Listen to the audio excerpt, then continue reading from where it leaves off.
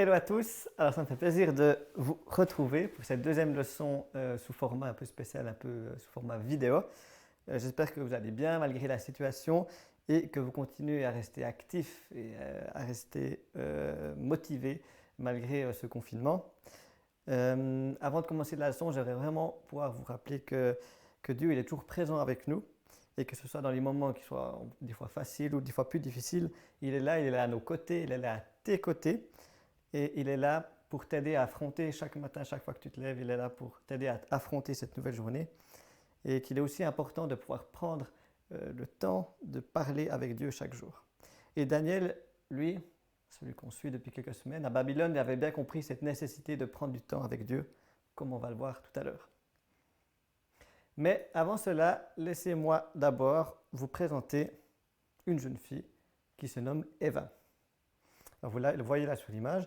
Et elle avait l'habitude de prier et de lire sa Bible avant de partir à l'école. Elle croyait en Jésus. Mais elle savait qu'elle aurait du mal à continuer pendant les vacances parce qu'elle devait passer la semaine suivante chez son oncle et sa tante pour les aider à venir aider dans leur magasin. Mais le problème, c'est qu'ils n'étaient pas chrétiens. Et son oncle et sa tante avaient tendance un peu à se mettre en colère chaque fois qu'ils entendaient parler de Dieu. Cependant, Dieu, il veut que Eva lui reste fidèle, qu'elle continue à l'aimer, à lui parler, à lire sa parole, à le servir, même si ce n'est pas toujours facile. Et si toi, tu as aussi mis ta confiance en Dieu comme Eva, il t'aidera à rester attaché à lui. Et si des gens essayent de t'en empêcher, eh bien, Dieu viendra à ton secours et tu peux compter sur lui. Daniel, à Babylone, avait aussi décidé de rester attaché à Dieu et Dieu l'avait effectivement secouru. On se rappelle qu'alors qu'il était un jeune homme, Daniel avait été déporté, emmené de son pays d'Israël jusque dans une grande ville inconnue, Babylone. Il était resté fidèle à Dieu et Dieu l'avait fait un conseiller important du roi Nebuchadnezzar. Il lui interprétait des rêves et Daniel avait reçu le commandement d'une partie du pays. Bien des années plus tard, alors que Daniel était complètement retombé dans l'oubli, il avait permis au successeur de Nebuchadnezzar de comprendre ce qu'une main mystérieuse, la main de Dieu, était en train d'inscrire sur un mur. C'était en fait un message de jugement de Dieu sur le roi Belshazzar, car il n'avait pas respecté et reconnu Dieu comme le seul vrai Dieu. Et le jugement de Dieu ne s'était pas fait attendre. Le roi Belshazzar, alors, à cause qu'il n'avait pas respecté Dieu, avait été tué dans la même nuit par l'attaque d'un roi voisin, le roi Darius. Nous nous étions arrêtés là, et ce roi Darius, c'était le roi des Mèdes, et il avait donc pris le pouvoir à Babylone, il était maintenant à la tête d'un grand empire. Mais c'était un roi qui était plutôt intelligent. Alors, pour bien gouverner, il avait décidé de recruter des hommes de confiance sur qui il pouvait compter. Il veut leur remettre la direction des différentes parties de son royaume et il choisit donc 120 responsables pour chacune des parties de son royaume. Puis il nomme aussi 3 ministres auxquels les 120 responsables devront rendre des comptes. Et Daniel, qui a su dépendre de Dieu pendant les nombreuses années qu'il a passées à Babylone, est l'un de ces 3. Malgré le fait qu'il soit maintenant plutôt âgé, il est choisi pour un des postes les plus importants de l'Empire. Mais après quelque temps, Darius le roi, après avoir côtoyé ses 3 conseillers, il se rend compte que Daniel, il est bien meilleur que les 2 autres ministres. Et il semble avoir un esprit supérieur. Nous savons que cette grande sagesse lui vient de Dieu en fait. Et le roi réfléchissait même à la possibilité de mettre Daniel seul à la tête du royaume. Et les autres chefs ont vite compris que le roi avait un favori. Et à ton avis, qu'est-ce qu'ils ont pensé? Quelle était leur réaction face à ça? Et bien sûr, ils sont jaloux de Daniel. Ils se disent, mais hors de question de le laisser gouverner tout l'Empire. Moi aussi, je veux le faire. Ne laissons pas cet homme, qui est en plus originaire d'Israël, un pays étranger, prendre le pouvoir. C'est pourquoi les autres responsables décident de chercher un moyen de se débarrasser de Daniel. Ils espionnent son travail pour trouver quelque chose qui ne marche pas, qui cloche. Ils attendent que Daniel commette une simple erreur ou un oubli pour pouvoir l'accuser devant le roi. Mais la Bible nous dit, dans Daniel 6,5, ils ne purent découvrir aucun motif d'accusation, ni aucune faute, car Daniel était fidèle. Daniel est non simplement fidèle à Dieu, mais il l'est aussi dans son travail. Il sert le roi avec beaucoup de sérieux, même si ce n'était pas très facile pour lui, car il était entouré de gens qui lui veulent du mal, qui ne croient pas au seul vrai Dieu, mais qui, à la place, adoraient les idoles de Babylone. Et si toi, tu as aussi mis ta confiance en Dieu, tu as sans doute déjà remarqué que parfois, il est plutôt difficile de rester attaché à lui. Si on revient à notre histoire avec Eva, qu'est-ce que vous lui conseillerez de faire lorsqu'elle passera sa semaine chez son oncle et sa tante? C'est d'accord qu'il est plutôt important qu'elle n'abandonne pas les bonnes habitudes qu'elle avait prises, de lire sa Bible et de prier. Peut-être est-ce qu'elle pourrait faire cela le matin lorsqu'elle est seule dans sa chambre ou le soir. Et si elle avait l'habitude de prier avant le repas, mais que son oncle et sa tante n'aiment pas trop, elle pourrait le faire dans son cœur. Elle pourrait aussi faire comme Daniel, c'est-à-dire se donner pleinement dans son travail et travailler le mieux possible pour montrer à son oncle et à sa tante qu'elle est différente et qu'elle reste attachée à Dieu. Et même si ça, c'est pas facile, Eva, elle peut dans cette situation, dans toute situation, compter sur l'aide et le secours de Dieu. À Babylone, Daniel fait un excellent travail et il ne commet aucune faute. Mais les autres chefs continuent à être rongés par la jalousie. Ils savent que pour piéger Daniel, ils vont devoir s'y prendre autrement. Alors ils l'espionnent même lorsque Daniel, après le travail, rentre chez lui. Imaginez. Par la fenêtre, ils remarquent que Daniel, agenouillé, prie le Dieu d'Israël, seul, comme à son habitude. Une idée leur vient à l'esprit et ils s'empressent d'aller voir le roi. La Bible nous dit en Daniel 6, 7 à 9 ce que les conseillers vont dire au roi. Ils lui disent « Que l'empereur Darius vive éternellement. Tous ont décidé à l'unanimité en conseil qu'il fallait publier un édit impérial, c'est-à-dire une loi. Cette loi dirait « Quiconque, pendant les 30 jours qui suivent, adressera une prière à quelque dieu ou quelques hommes que ce soit, si ce n'est le roi, c'est-à-dire toi, Majesté, il sera jeté dans la fosse aux lions. Signe cette loi afin qu'elle soit irrévocable, c'est-à-dire qu'on ne puisse pas la changer. » Les autres chefs sont malins. Ils disent de belles paroles au roi pour le flatter et ensuite pour faire exactement ce qu'ils veulent faire, tendre un piège à Daniel. Le roi, évidemment, il trouve l'idée très bonne. Imaginez, c'est plutôt agréable de savoir que tout le monde va lui adresser des prières. Alors, il signe la loi. Que pensez-vous de l'attitude de ce roi? Est-ce que vous pensez que c'est normal qu'on se mette à prier un roi? Est-ce que Darius, il ne se prendrait pas un petit peu pour, finalement un dieu? Il commet en fait le même genre d'erreur que ceux qui l'ont précédé sur le trône. Souvenez-vous, Nebuchadnezzar, Belshazzar. Ils font la même chose, ils sont orgueilleux. Et cette faute est grave, cette faute de Darius. Car la Bible dit que Dieu seul est digne de louange. D'après le décret, d'après cette loi, qu'arrivera-t-il à ceux qui prient quelqu'un d'autre que le roi? Ils seront jetés dans un grand trou et ils se trouveront au milieu des lions affamés et ils seront dévorés. Ça ne fait pas très envie. Et nous savons pourquoi ces chefs ont proposé cette loi. Leur but, c'est de coincer Daniel parce qu'ils savent qu'il sera toujours fidèle à Dieu. Si croire en Dieu attire de tels ennuis, vaut-il vraiment la peine d'être un croyant? On pourrait se poser cette question. Est-ce qu'on n'aurait pas meilleur temps de laisser Dieu de côté et comme ça nous éviterait pas mal de soucis? Qu'en penses-tu? En réalité, vivre loin de Dieu nous ferait courir un bien plus grand danger. La Bible dit que c'est du cœur de l'homme que viennent la jalousie, l'orgueil et d'autres péchés. En fait, le mal, il est en nous depuis notre naissance. Et à l'opposé, Dieu, lui, il est pur et il est parfait. Et si nous choisissons de vivre dans le péché, nous serons inévitablement séparés de lui. Mais la bonne nouvelle, parce que là, jusqu'à maintenant, c'est plutôt une mauvaise nouvelle, c'est que Dieu t'aime et voudrait au contraire que tu sois tout près de lui. Il a envoyé son Fils Jésus mourir à ta place pour tes péchés, prendre en fait la punition qui t'était due à toi et ensuite il est revenu à la vie pour que tu sois enfin pardonné. Et si tu décides de changer de manière de vivre et de remettre ta vie entièrement à Dieu, tu entreras alors dans une relation qui est personnelle avec le Seigneur, que tu peux avoir directement avec lui. Tu pourras écouter sa parole, c'est-à-dire la Bible, et tu pourras lui parler avec ça. Et puis un jour, tu le rejoindras dans sa maison au ciel.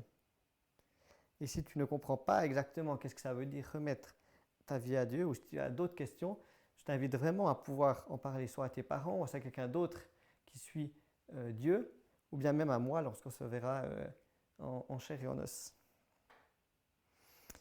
Mais que va faire Daniel à Babylone? Lui, il est un petit peu coincé. Il sait très bien que le roi a signé cette nouvelle loi. Mais qu'est-ce qu'il fait? Lorsqu'il rentre du travail, il entre dans sa maison, comme d'habitude, il ouvre grand ses fenêtres en direction de Jérusalem, il se met à genoux et commence à prier. Il continue à faire cela 3 fois par jour. Imaginez, il ne change pas du tout ses habitudes.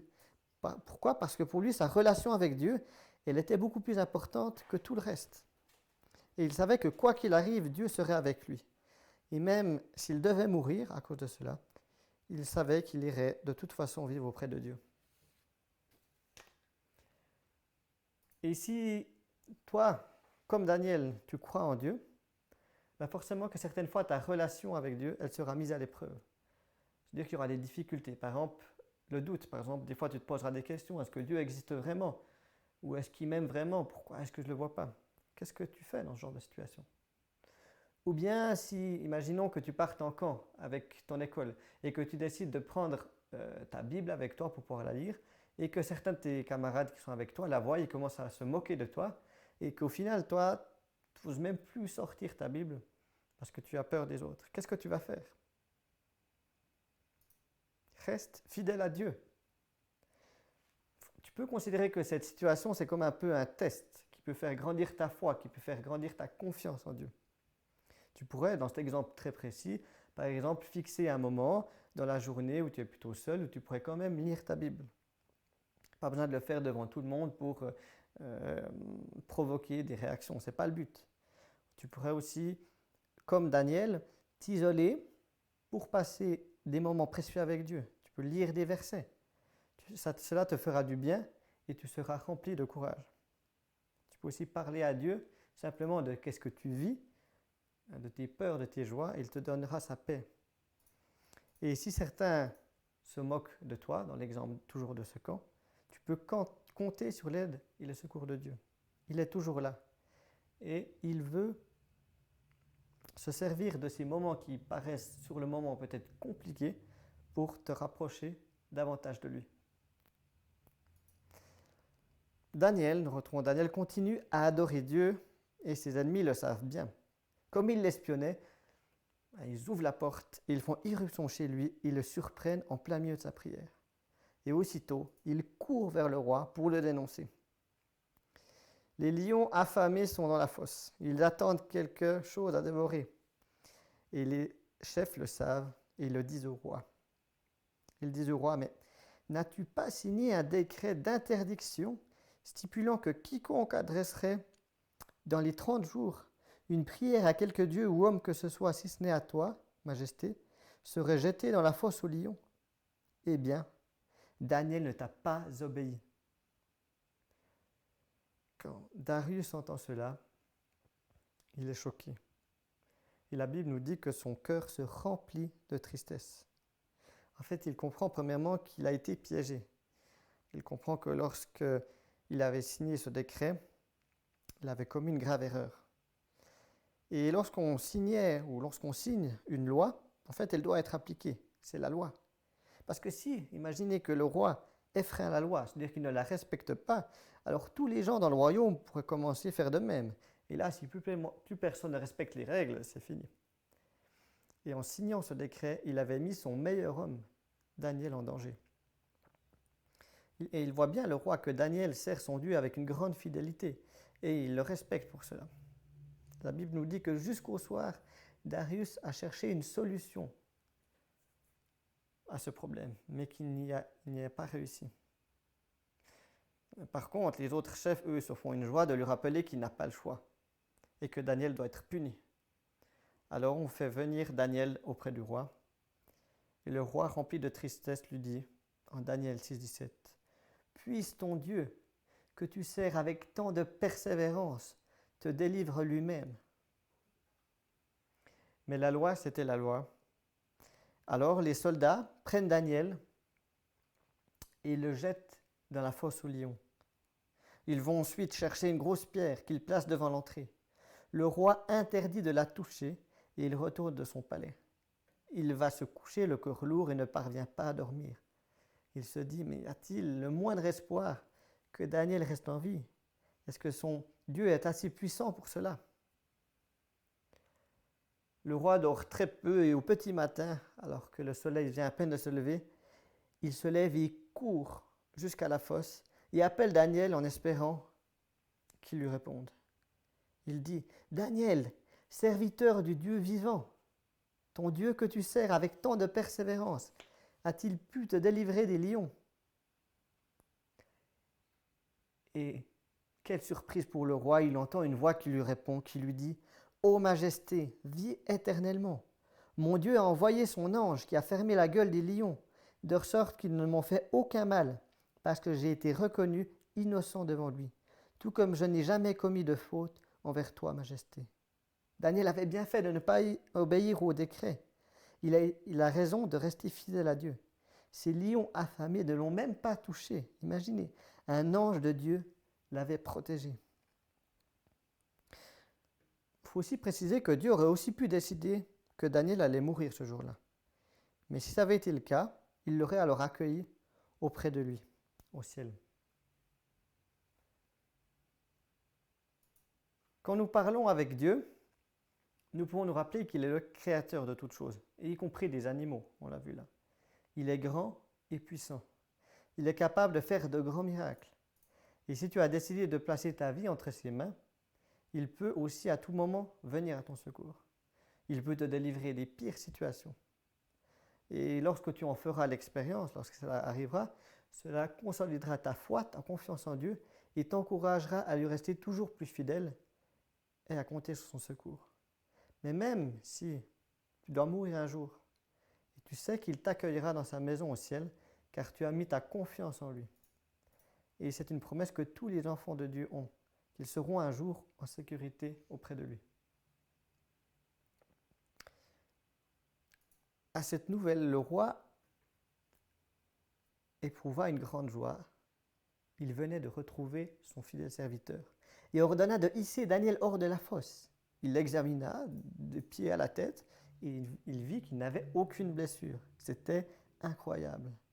Et le roi annonça, « Je décrète que dans toute l'étendue de mon royaume, on tremble de crainte devant le Dieu de Daniel. Il délivre et il sauve, et il accomplit des merveilles. Il a arraché Daniel à la griffe des lions. » Cette histoire se termine de façon étonnante.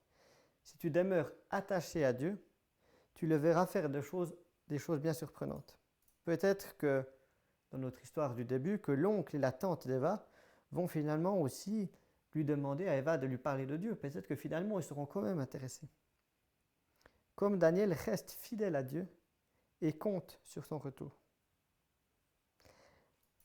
Un verset de la Bible, dans Jacques 1,3, nous dit « La mise à l'épreuve de votre foi produit l'endurance. » Alors, on a un peu parlé de la foi, mais qu'est-ce que c'est? La foi, c'est le fait de mettre sa confiance en Dieu, de dire « Même s'il y a des difficultés, des épreuves, je veux continuer de croire en toi.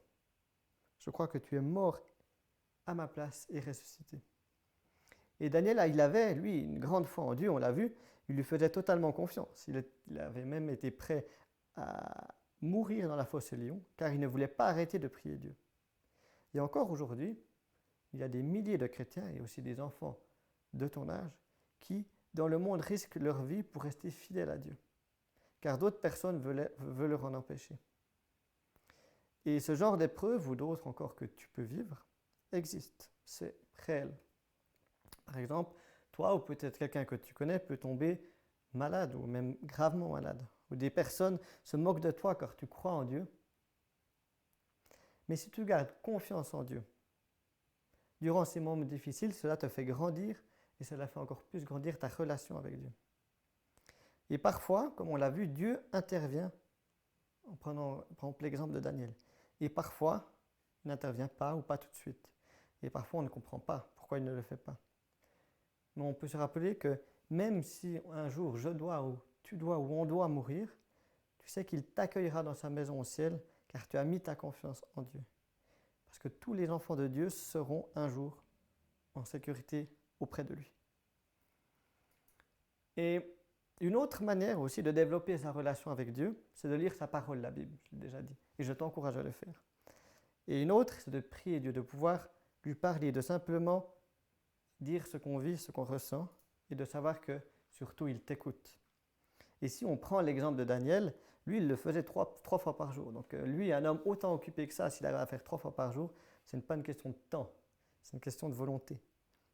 Et alors pour t'encourager, parce que même pour moi c'est pas facile, je te lance un petit défi pour cette semaine. Alors, j'ai préparé un petit document que tu pourras trouver soit dans la description de cette vidéo, soit dans le mail que l'Église envoie sur le groupe WhatsApp. Demande à des parents, eux ils le trouveront, que tu peux imprimer. Et si jamais tu n'y as pas accès, tu peux faire très bien la même chose, mais à ta manière et tu le fais toi-même. Parce que là, c'est juste un exemple. Mais tu peux aussi, vu que tu as du temps, tu es à la maison, tu peux aussi le faire. Alors, le principe, c'est là, tu vois, sur l'écran, tu vois les 4 feuilles. C'est pour encourager à prier. Et il y a différentes, pas de sortes de prières, mais on peut prier pour différentes choses. Et le but, c'est de pouvoir chaque jour prier et de rajouter des fois des thèmes de prière pour les choses pour lesquelles on veut prier. Là, par exemple, c'est la première feuille, il y en aura 4, c'est reconnaissance. C'est de dire merci à Dieu pour différentes choses. Ça peut être la nourriture, ça peut être ta famille. En plus, là, tu es en confinement normalement, donc tu as de la chance d'être avec eux. Et ça peut être aussi pour sa mort et sa résurrection à la croix. Et là, le but, c'est de pouvoir, toi aussi, tu prends un stylo et de rajouter un petit trait de une fois par jour ou une fois de temps en temps, de rajouter un sujet pourquoi tu es reconnaissant. Et d'après, de chaque jour, de reprendre une des 4 feuilles ou même les 4 feuilles et de choisir un ou deux sujets pour lesquels tu peux prier. Comme ça peut donner un peu des idées si tu ne sais pas vraiment comment faire ou que voilà. Le deuxième, ça s'appelle la repentance. Donc c'est un peu un mot compliqué, mais en fait ça veut dire lorsqu'on demande pardon à Dieu pour différentes choses. Donc là j'ai donné l'exemple pardon pour les fois où je ne t'obéis pas et pardon quand je critique les autres. Et donc tu peux rajouter d'autres choses. Ça peut être aussi des demandes que tu fais à Dieu ou quand tu te confies que tu te confies à Dieu, tu lui dis ce que tu penses. Ça peut être Seigneur, j'ai peur et je te demande, viens me rassurer. Ou bien aussi, aide-moi à aimer les autres comme tu m'as aimé parce que c'est quelque chose de difficile.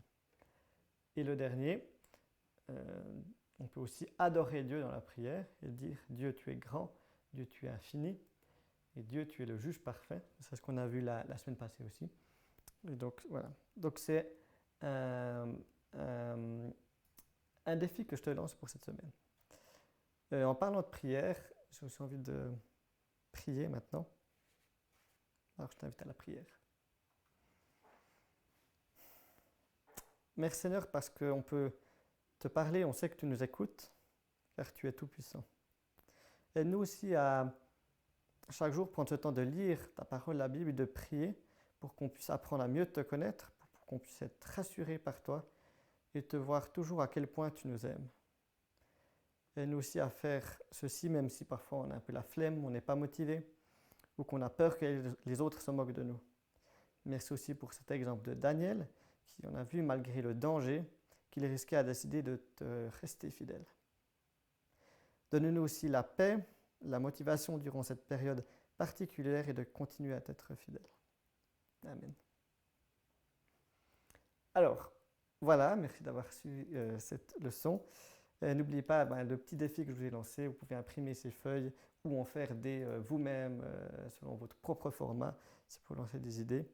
Et je me réjouis de vous voir sûrement la semaine prochaine et bientôt j'espère en chair et en os. Voilà, bientôt.